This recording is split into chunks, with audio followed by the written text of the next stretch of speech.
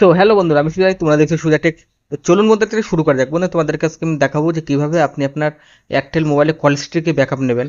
তো সিম্পল একটা ম্যাটার। তো চলুন বেশি ভাটো করে শুরু করা যাক। তো যে মোবাইলে আপনি কল হিস্ট্রি ব্যাকআপ নিতে চান, তো সেই মোবাইলটা আপনার কাছে থাকা লাগবে। তো সিম্পল এই যে আমি সেই মোবাইলের মেসেজটা ওপেন করলাম।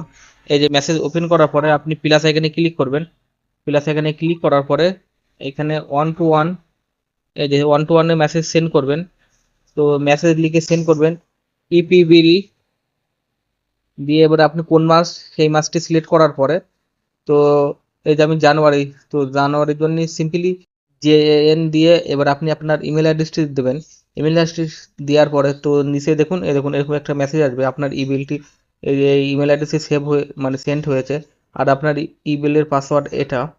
তো এটা আমি আমার জিমেলটা ওপেন করে দেখে নেবো যে আমার ইমেলটি এসছে কি।